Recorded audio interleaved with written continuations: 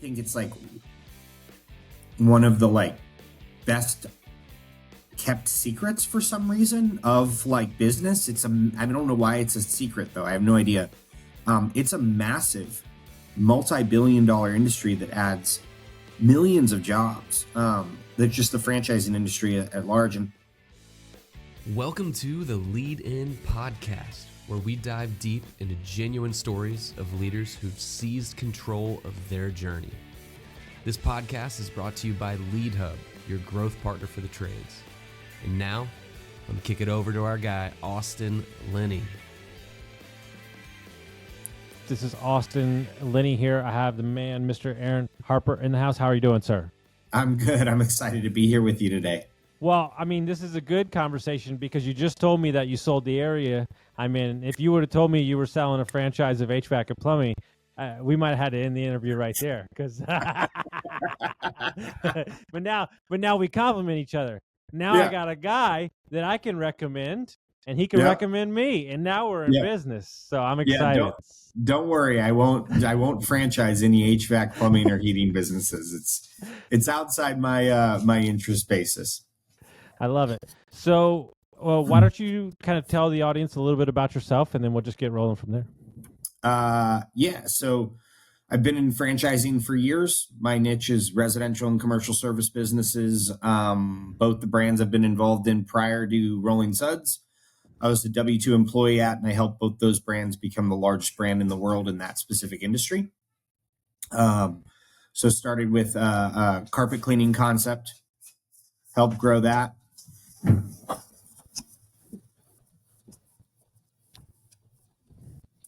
Dogs.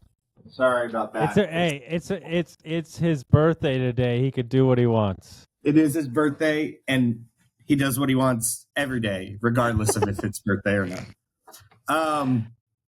So got involved in a drywall repair franchise.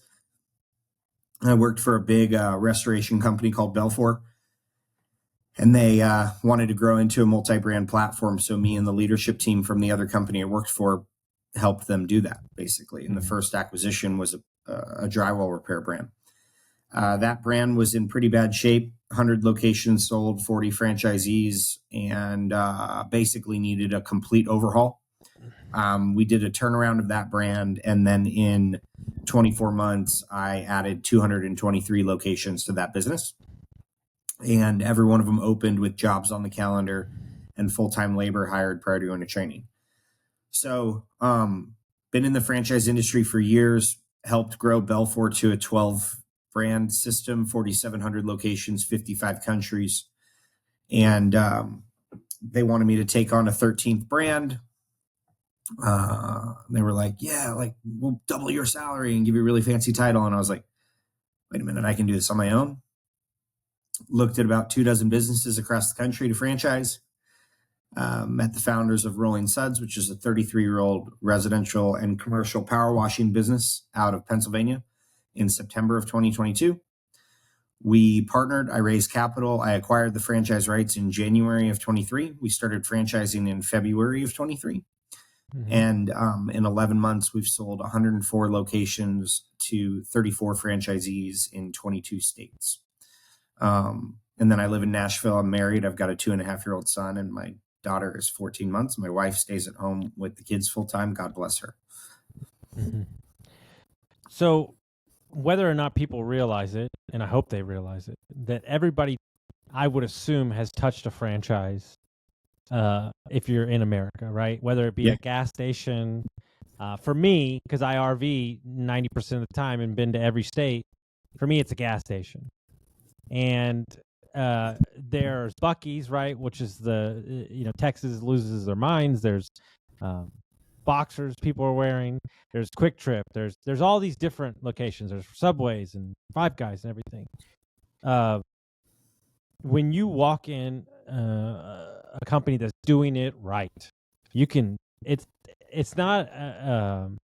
People say experience, but to me, it's a feeling. And what do you think people miss the most about franchising that they're not paying attention to? Because there are franchises all through the country. I honestly think it's like one of the like best kept secrets for some reason of like business. I don't know why it's a secret though. I have no idea.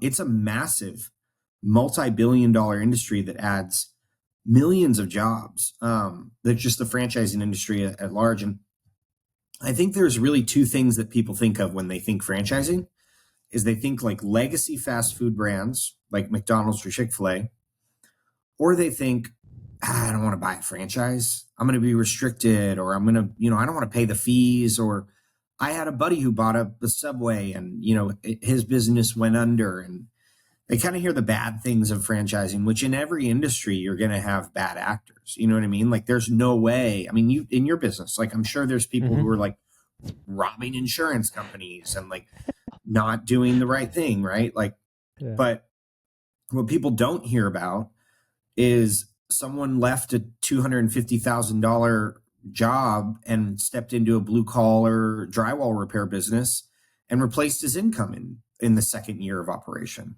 And all he did was invest $110,000. Like, you know what I mean? Like that's a great story. So I think that you're right. It is a feeling. The brand has to be aligned with what feeling they're trying to give, not only the franchisees, but also the consumers. And they have to deliver on that. And so my hope is that for the work that I do with Rolling Suds and future brands and everything that I'm doing, we can kind of change that perspective a little bit of like, oh, it's just fast food, or, oh, it's bad. It's so. When I was in my late 20s, I caddied golf tournaments, but they were like celebrity golf tournaments, and they were like big events like the Byron Nelson and everything. So I caddied 3 days in a row, 2 loops a day, 16-hour days. I'm on the last day. It's Sunday. I can barely stand up. I'm so tired. And they would just pair you up with random people. Here I am, a young guy, reading Rich Dad Poor Dad, learning business, but bartending. And this guy walks up. He's 38 years old. He's got a beautiful wife. He's dressed to the nines. He walks up, hands me $200, and says, "This is how it's going to go down, brother." He goes, "I'm going to play 8 holes. Then I got to jump on my plane, and I'm going to go to a meeting." And he's like, "We're going to have a great day." And the guy's just striping the golf ball. And he was like, I was like, when did you start playing? He's like, "I don't know, like a year ago." And I was like, "Dude, what?" I was like, "What do you do?" And he goes, "Well, funny enough, my dad had 20 McDonald's, and I grew that to 60 in the last 2 years, and I'm going to buy 10 more." And I was just sitting there, and I was like, okay, I want to be this guy. Like, right. And I remember that vividly because it changed the way I viewed business ownership. I was like, oh, okay, there's scale, and it can happen quick. And is that what you see in the franchise space? Like when you get the playbook right, when you get the process right, I mean, you can go and you can go fast in a hurry. Totally. I mean, yeah, that's what you're paying for. You can either, when you start a business, you can either spend time or money. And I believe that time is more valuable than money, right? Because you can earn money again. You can't earn time again. Like once you've spent the time, it's gone. And so what we try to do, and what a good franchisor will do is you probably heard, turn years into months and turn months into days. Like, I took 33 years of power washing knowledge, condensed down into a 10-week training program, and then created an ongoing coaching program to make sure that knowledge transfer stays, so that franchisees can get 33 years of knowledge on how to run a power washing business in a condensed period of time. I'll give you an example. Like, we're big in commercial. A lot of people hear power washing and they think it's a baby business. I'm going to buy a $300 machine. I'm going to knock doors. I'm going to clean driveways for $100, which that is the majority of the business. So it makes sense that they think that. We're doing, a 3,000 square foot house in 25 minutes. We're doing a 132,000 square foot office complex in 3 days and charging the customer $14,000. Like, we're just built differently. But it took our founders 27 years to have any relevance in the commercial side of the business. They were predominantly residential that entire time. Well, every market that we've entered since we've launched, our franchisees have been majority commercial, utilizing the marketing infrastructure and, the equipment and everything that we're giving them.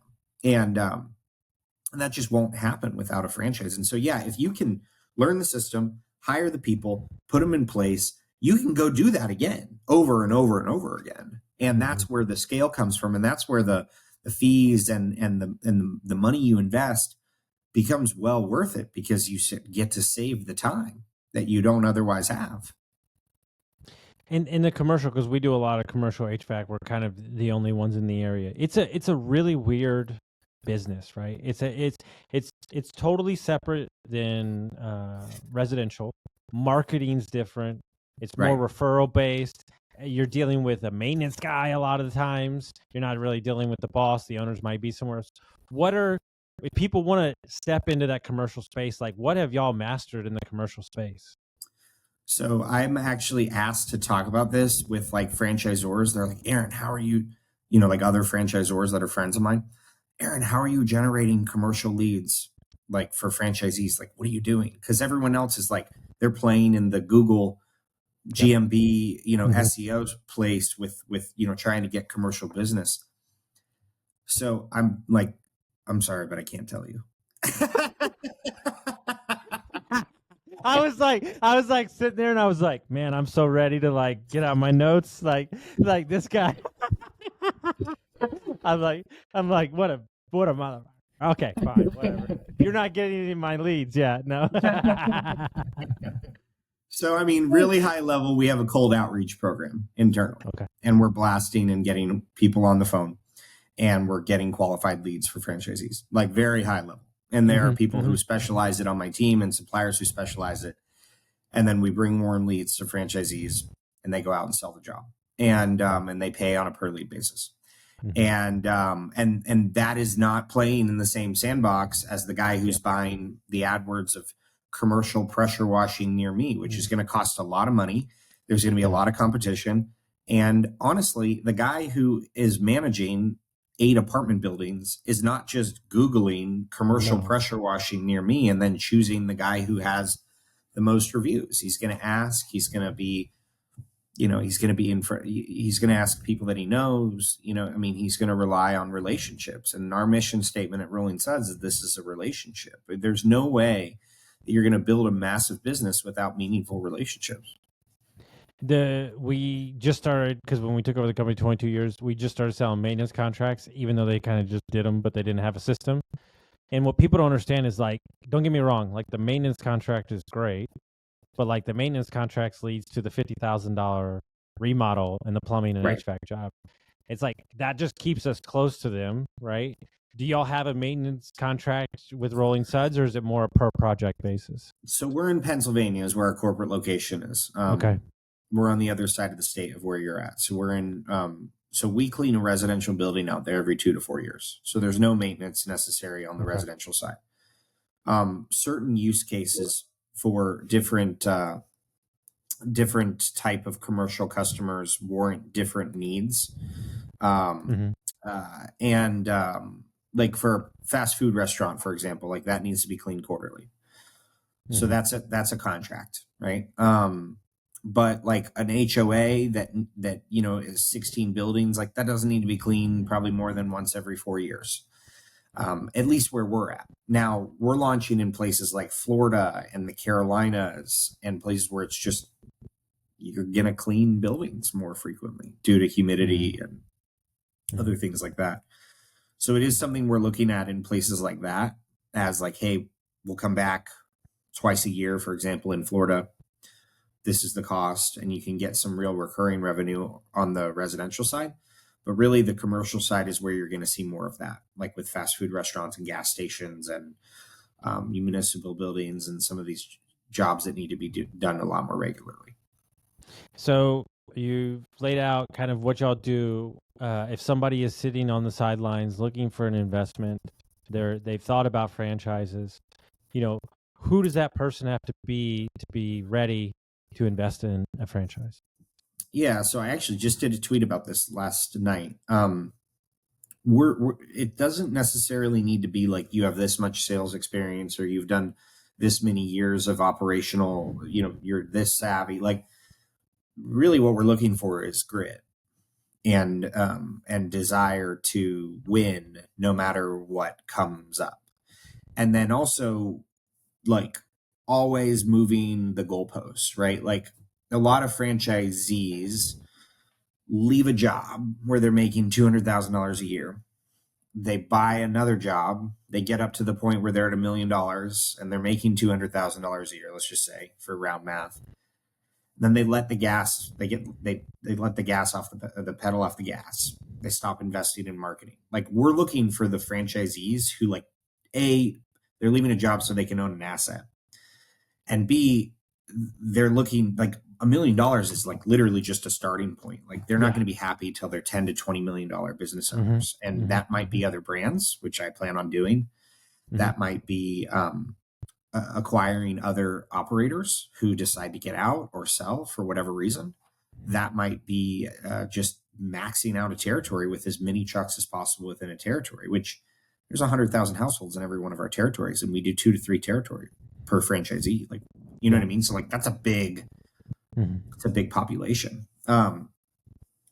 So I would say that it's more of a matter of, like, desire and grit and willingness and culture. I can teach operations, I can teach sales, I can teach all this other stuff with me and my team, but it's that willingness to, like, not give up no matter what that we're really looking for.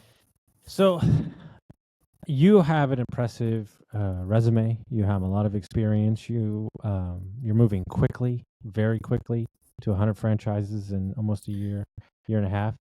But as I sit here today, I can tell that you know what you're talking about. Thank you. What I'm interested in hearing is, like, who did you have to become to be this guy? And then what did you have to unlearn about yourself through your 20s to be somebody in this seat?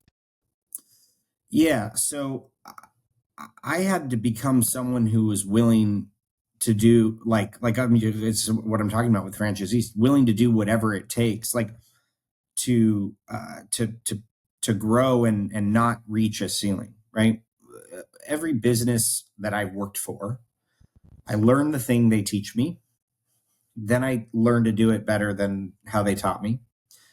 And I'll triple the numbers or quadruple the numbers or, set records or whatever. And I've done this in multiple careers. And then I'm like, hey guys, like, I have this thing, it's better now. I'm going to teach you how to do it. And then that way we can make the whole company grow. And every company's like, no, I don't, we're going to keep doing it this way because this is the way we've done it for a long time. And so I reach a ceiling.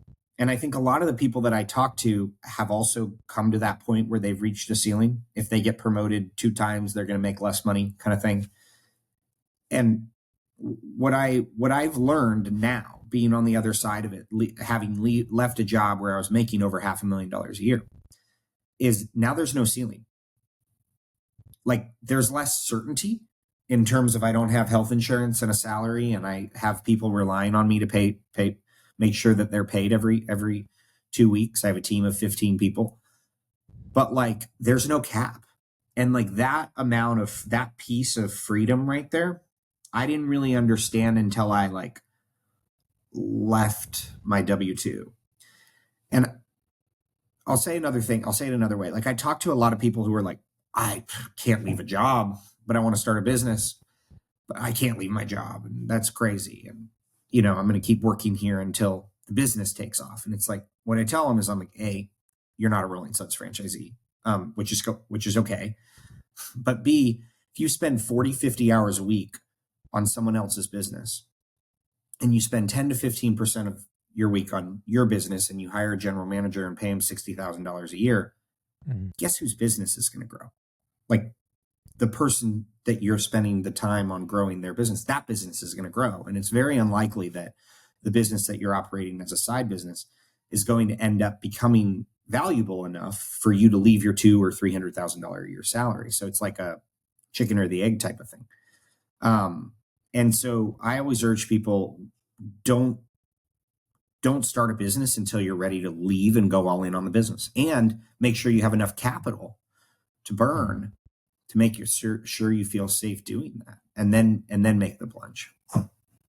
I've always told, especially, and I'm just saying that I've talked to men more about this than women, but any man, because I know a couple from X that I've talked to, that talks their wife into leaving their job and living off their savings to search for a business and gets her buy-in, you've already won.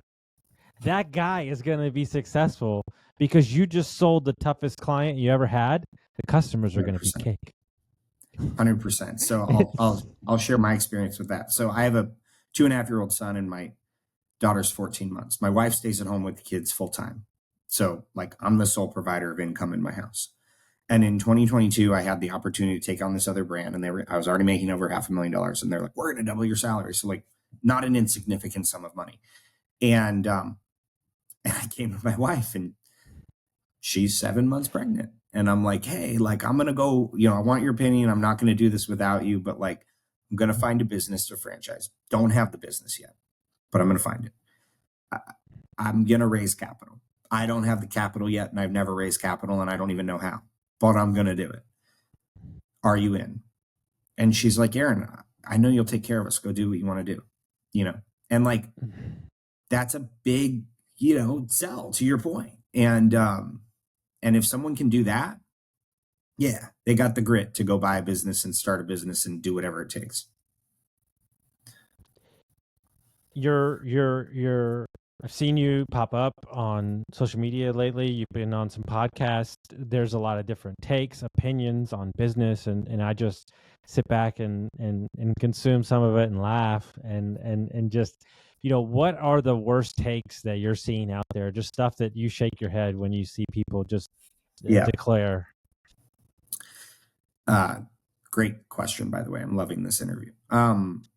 So the worst take I see is I'm going to buy a franchise, and because it's a franchise, I don't have to leave my job, and like I can hire a general manager, and the general manager will run it. Well, yes, that is true, right? If you go buy a McDonald's or you buy an Anytime Fitness or you buy some of these brands that have proven their model thousands of times, it's very hard for an emerging franchisor to provide the support necessary for semi-absentee or fully absentee ownership. Because when you do that, let's just put it from my perspective, not from a franchisee's perspective. I now have 2 franchisees. I have the general manager that needs field support from me and constant training to be good at making sure that the customer experience is delivered, right? Because the person who's not leaving their job, he doesn't, or she doesn't have it.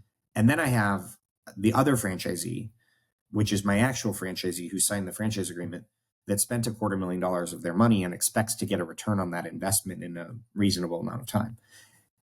And I have two franchisees, and I have one royalty stream that's going to be lackluster at best, right? And so I have to basically have to provide additional support, because the coaching strategies for those 2 types of people to be successful are wildly different. Mm-hmm. And I have less royalties to do that. Mm-hmm. And so that's not something I'm particularly interested in. And I don't think any person who buys a business should also be interested in that. Mm-hmm. It's almost like, it's like trying to be an entrepreneur, but only putting your toe in the water and then utilizing the franchise industry as the way to kind of achieve that perceived sense of like, this is comfortable. And there are a lot of franchisors who will perpetuate that. They're brand new. They have no locations yet. And they're like, yeah, buy 5 to 10 territories, semi-absentee, hire a GM, and everything will be fine. And like, so I think from both sides, like the franchisor side selling that, and the searcher ETA person saying, I'm going to buy it and I'm going to keep my private equity job at $400,000 a year. Like those 2 things are coming together in a way that I believe is very dangerous. And then they're taking out $2 million SBA loans and personally guaranteed, or $500,000 SBA loans, personally guaranteed. It's like, it's nuts. If I would have not been here for the hell that we've been through in this 12 months, I'd be living in Puerto Rico or something. The amount of shit that I would have missed, and the crap I've been through. If you were not involved in this business, I don't know what you would have done. I don't get it. It doesn't work that way. It makes no sense. It makes no sense. The only reason I'm still alive, and I tell him on a day-to-day basis, is my COO, who as of Friday is now the CEO, spent 20 years building from scratch a multi-state plumbing company. Right. If it wasn't for him, I don't know what we would do. And let's be honest, I got his resume. He had 7 other offers. I called him 3 times before 7:30 a.m. I waited till 7:30. I want to call him at 7. I said, dude, what do I got to do?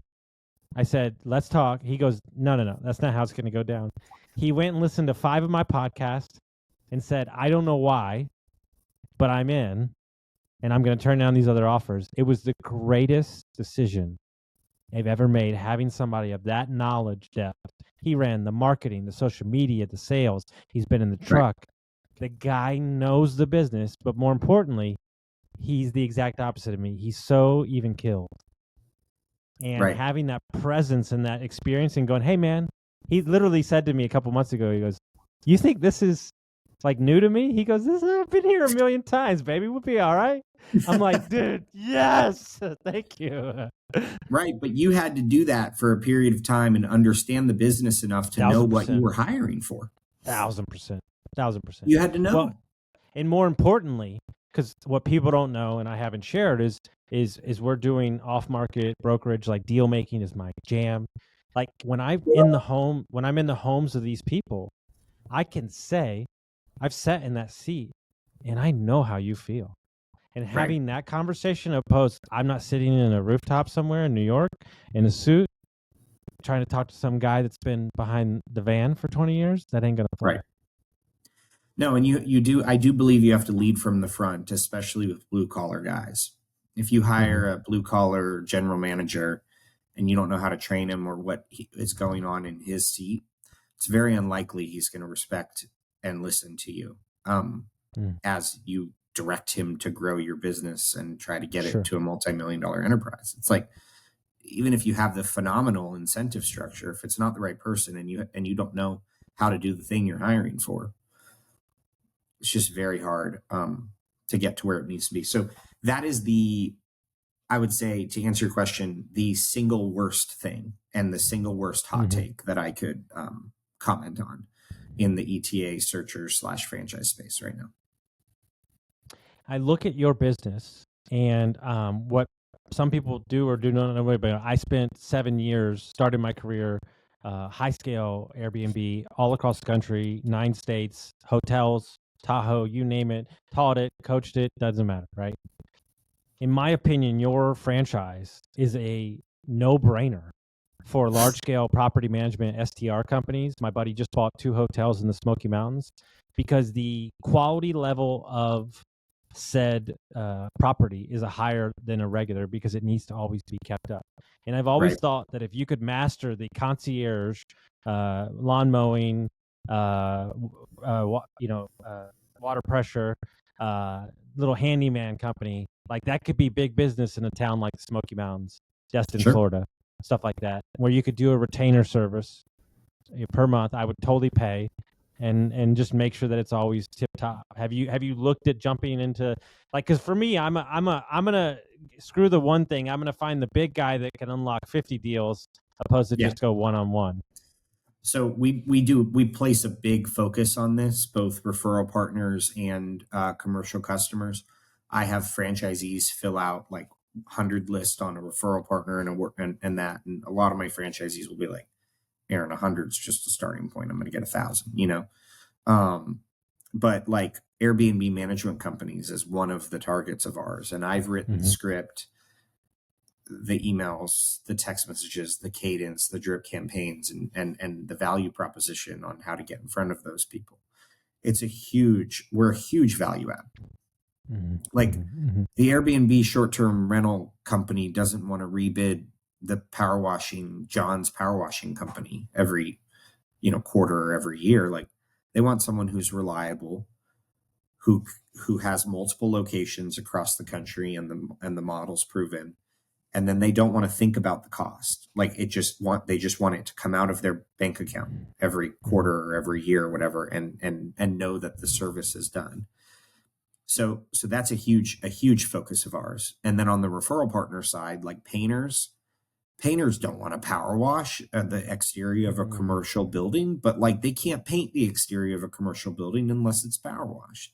And so that's a huge referral source for us. And then on the commercial side, kind of your to your point, the one to many kind of thing, we're working with property managers who manage 500 doors. Like the general power washers knocking on a customer's house and trying to do a $300 job. We're on the proverbial golf course with the guy who, or the gal who manages 500 doors and has 3 property management companies. Like, and we're getting that person to trust us and develop a relationship with them. And then guess what? They never have to rebid power washing ever for any of their properties or any of the HOAs they manage. We'll come out, we'll do a better job than anyone else. We've got a proprietary process. We'll do it faster than anyone else. We'll do it more effectively than anyone else. And then we've solved a problem at scale. And then we're going to do that nationwide. I think we as business owners and we as consumers of products have forgotten what we spend money on, right? And there's 2 things that exist, because I've spent time with some rich people, and really, when you get more money, all you're really paying for is more comfort, right? So that's one thing over here. But really, what we're paying for in this world that we live in is certainty. If I buy a furnace from my supplier and they say it's going to be there on Tuesday, and I book my schedule on it, and it doesn't do that, somebody's ass is getting chewed. Sure. Right? But 9 times out of 10, if there's a problem, they've already alerted me and we can fix it, right? So when you buy a service from you as a consumer, and let's say I'm sitting in my seat and I know my buddy has 5 hotels, I don't want to have to worry about on a Tuesday if Rolling Suds is going to show up or Bob's Power Wash is going to show up. I need them to show up. Like it's hinging on, we might have photos scheduled the next day. Like when you buy that playbook, that's really what you're buying, which is really the only thing that matters in this world, which is certainty. Right. And I said this to you before we started, like you can spend money or you can spend time. And time is more valuable than money, because like you can make more money, you can't make more time. And so if you can invest money to then take leaps ahead of time, which is what you do with a good franchise, you invest money, you get knowledge, you take way more steps forward, then you're in a great spot versus like spending the time. You're also going to spend the money during that time because you're going to make mistakes. And yeah, I mean, that's once you become really wealthy, it's just a matter of how much of my time can I get back, and what do I have to pay to do that? I mean, because that's what wealthy people start to think about. That's why people fly private. They don't have to sit in an airport for 2 hours, worry about delays, you know, and not know whether or not they're going to get home. So instead of spending $600 on or $1,000 on a first class ticket, they spend $8,000 on whatever, I don't know the math, $16,000, whatever it is. But the value of their time that they get back, and the certainty, to your point, of like, I'm going to land on time and I'm going to get home back to my family on time, and that's the most important thing, that's worth the money. And so if business owners can start to think about that now, first-time entrepreneurs can start to think about that now, they'll have an easier time spending the money. I have a mentor from Twitter who's done $2-3 billion roll-ups. He's in another one right now. And we have a joke because he travels a lot and so do I. And I was recruiting a CEO for the current company that we're at in Nashville. And this guy was a big whale. This guy had literally like built 100 million. And it was Tuesday. And I said, hey, do you mind if I take you to coffee tomorrow in Franklin, Tennessee? And he goes, what are you talking about? You're in Austin. I said, that's not what I asked. I said, do you mind if I take you to coffee tomorrow at 8:30? He's like, yeah, sounds good. I'll see you then. So I literally left my home at 4:30, got on a plane, flew, landed in Nashville, got to my rental car, went to an hour meeting with him, dropped off my rental car, got back on the plane. I was home at 5 o'clock in the afternoon, back home, and it was like I unlocked this like whole world where it was like, okay, I just took my clothes I had, I did the meeting I needed to in person, and I got back the same day. And that's really what you're paying for, is like, that's a game changer for people. And that's the hardest part for dads or moms that travel, is optimizing more time with your kids. And, you know, that's really what you're paying for. So the better you can run your business, the more delegation that you can create, the more systems and processes you can pay, that's really what you're creating, is just a win for you to get what you're stating is back more time. Yeah. I didn't know you were. So I live in Franklin. Okay. Yeah, I used to live in Nashville, so Okay. Cool. I worked at Husk in downtown. Yeah, I know the restaurant. Yeah. So I was in Nashville when it was exploding again after COVID. I was there. We lived in over by the airport and Donaldson, and everybody said it's never going to be anything. And I said, yeah, y'all are wrong. I lived in Austin, and this is the same thing going to happen. And now those homes went from $200,000 to like $700,000. And it's blowing up. So we spent a month there. I lived in Donaldson. We spent a month in Elm Hill at an RV park. It's my favorite time. One of my favorite RV parks. Right on the water, the peninsula. I lived right off Elm Hill Pike and Timber Valley Drive. Yeah, the marina there, the RV park. That's where we stayed for a month. We came for one day and stayed for a month. That's awesome. That's great. Yeah, I moved to Franklin. I did the Davidson County to Williamson County shuffle for the school districts, my wife and I, about a year and a half ago. So what people don't understand is like Franklin, Tennessee, and those outer parts. What people don't understand about Tennessee that they're missing, right? Because Nashville gets all the credit and everything, and I've done a lot of business in the Smoky Mountains, is the amount of parks and green space that exist in Tennessee is second to none. The dog park that we used was like 6 acres. It was insane.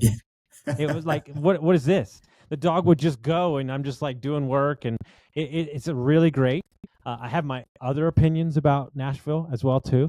I'm not a fan of Broadway and all that stuff. That whole scene. I was a bartender for 20 years. I'm a former alcoholic, so no thanks. I'm good. But everything outside of that, I love the art, the music. It's great for families. It's just a really good town, and that's just going to continue to explode. Yeah, I agree. I mean, I love it down here. I'm from Southern California, and my wife's from Northern Michigan, so we met out here. She went to Vanderbilt, and then we just grew roots. I love it. And what city did you grow up in? Newport Beach. Okay. So I have a rule. It's a very hard and fast rule. If I am on a meeting or I'm on a phone call with anybody from Newport Beach and down, and they complain, I get off the call. La Jolla and Encinitas, to me, feels like a fucking movie. It doesn't feel right. When we were there, we were in San Clemente, which is one of my favorite cities. We were visiting my dad down in La Jolla. We went to lunch. It's like 60 degrees and sunny. We went on the patio. I was in dress clothes. I got out of my dress clothes, went swimming with the seals in the middle of the day, and I go, where the fuck am I? What is this gorgeous ass insane place? Let me tell you something, guys. Anybody that's listening, and you've talked about it for years, let me explain to you the perfect day. Okay, you rent a ridiculously amazing car, Tesla, convertible, whatever it is, and you come out of La Jolla through Torrey Pines, and you cruise that place all the way through Carlsbad with some good music on. You will not have a better time in your life. Right. I agree. The best. It's the best. I grew up surfing that coast, for 27 years of my life. So I love it. So if people want to find out about the franchise, they want to reach out to you, how would they do that? I would follow me on Twitter. Super active there. Aaron Harper, CEO. That's like direct access to me if you send me a DM there.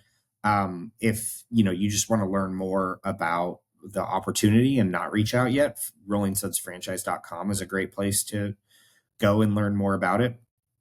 Or you can just Google my name, Aaron Harper, Rolling Suds on Google, and there's articles, and I've been on like 40 podcasts in the last year. So there's a ton of content that you can consume before getting to me. I do set the expectation. It's now the 25th of January in 2024, and I'm currently booked out 3 weeks of people. Like there's 78 people waiting to talk to me right now.